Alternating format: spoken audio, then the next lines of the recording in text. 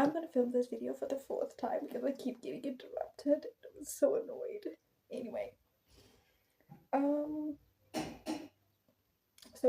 so I am always so envious of people who have like. I'm always so envious of people who have like normal, normal home situations, um, normal home lives, and normal relationships with their parents. Because as much as I try and find meaning in like the despair that's kind of been my life up until this point, there isn't really. Um, so yesterday I had a blow up fight with my mother. Kind of feels weird calling her that. And the why is so irrelevant at this point. I feel like one of the things that I've learned out in like the last 10 years, because I feel like that's really when the abuse started, or maybe she was just always abusive.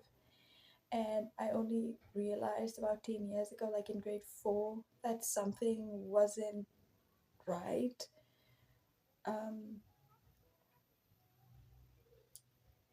so the why is irrelevant because a argument gets a disagreement, no matter how small it is, it kind of gets blown out of proportion all the time in this household, which just ends up in us screaming at one another, like everyone's screaming at the other person. And my sister, because she has this habit of whenever there's a disagreement, she packs a bag and she leaves to one of her friend's house. And that kind of, her packing her bag and calling a friend and wanting to leave, kind of incentivized my mother to kick me out as well. Um, and like this is a new habit of kind of like, I don't want to call it like financial abuse, but it's like withholding basic necessities from us, like because we're students, both of us, like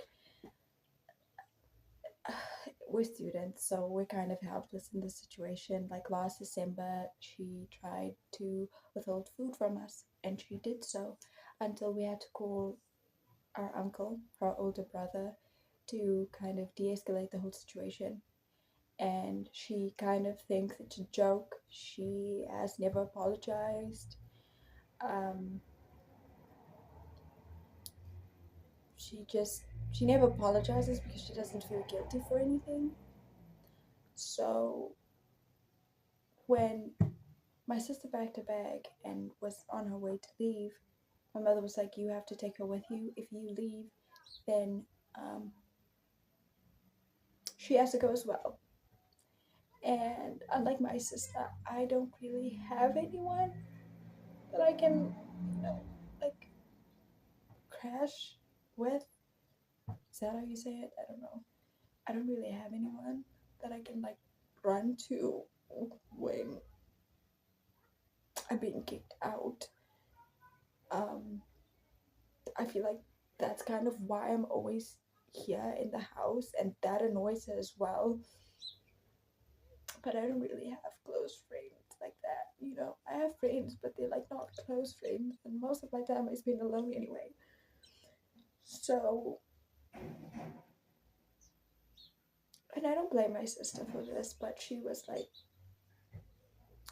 well, Gloria, and my sister said this, like, I hope you find a place to stay, but I can't be here tonight. Like, um,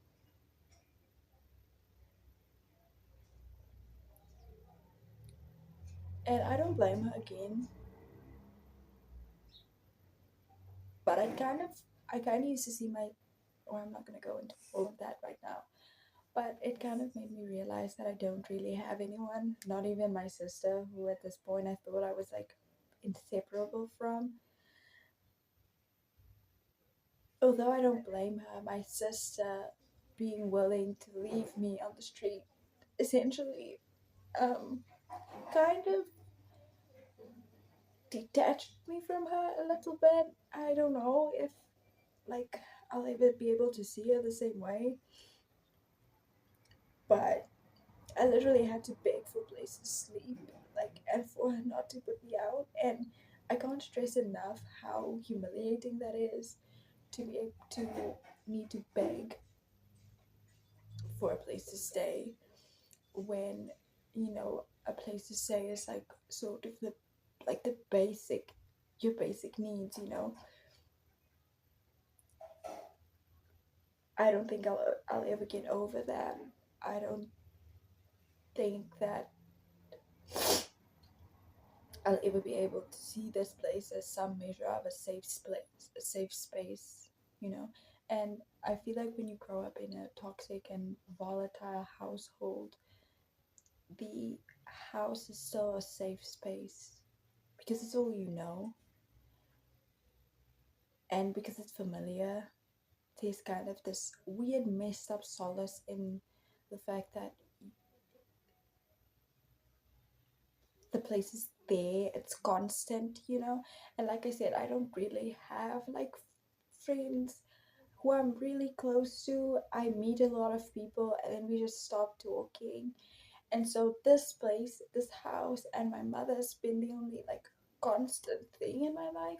And to know that that doesn't even exist anymore because I can get thrown out of the house after an argument, a small argument that she blew out of proportion. It's kind of soul shattering because I have no one, I have nothing. And if she decides to kick me out of the house, I would be homeless, I would be on the street. And my mother's relentless. So if she decides to kick me out, I'm done for. I can't come back. So that's kind of disheartening. And she's always been cruel and abusive, but I think it's only gotten worse over the years. Um, like she literally used to call me the child bride of the person who sexually assaulted me when I was like 10 years old. So she's always been that way, but I feel like this is kind of like a new low, and I didn't think that there could be any new lows after everything that she's done and said. Didn't think that was possible. It's kind of sad knowing that I have no one to depend on. And I tried working for like a month in the in where I study, but it was interfering with my studies, and people were asking me why I'm not coming to class anymore, so I had to get rid of that. And here it's kind of like I can't work here at home as well because it's a really small town and there aren't really opportunities. So I kind of feel like I have no means of helping myself, which kind of makes the whole situation worse. Not only do I run the risk now every day of being thrown out of the house, I can't help myself. I can't look for a job because I've literally gone everywhere, even to the funeral homes, looking for some sort of job, and there is none. There's no jobs, like especially not seasonal jobs. Um,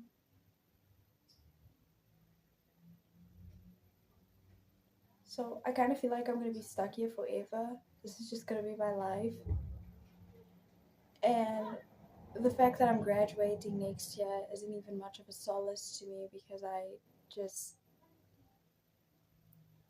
I can't see myself getting out of this situation. I can't see my life getting better in any regard, like in any way. Um, and I try so hard, like I try making friends and I try like being quiet and I try staying in the room all day long and just not interacting with her, but that seems to bother her as well. The fact that I don't go anywhere because I don't really have friends, that angers her as well. So there's just no pleasing her. Um, I'm this has nothing to do with the video. I'm so upset. I'm just gonna break my fast because I was fasting yesterday and I thought I was gonna fast for like 3 days, but I can't do it anymore. Um,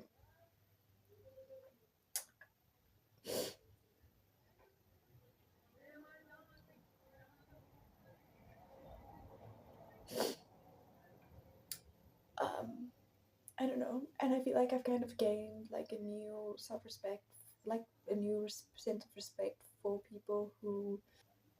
I think I've gained a new respect for people who take their own lives, and this might be very controversial, but I,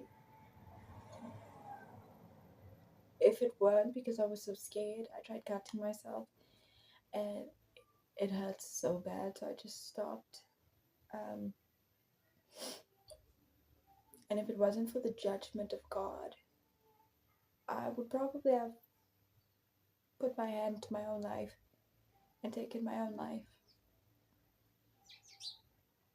Because I feel like trying to hope for better to come out of my life is kind of more painful than just giving in to.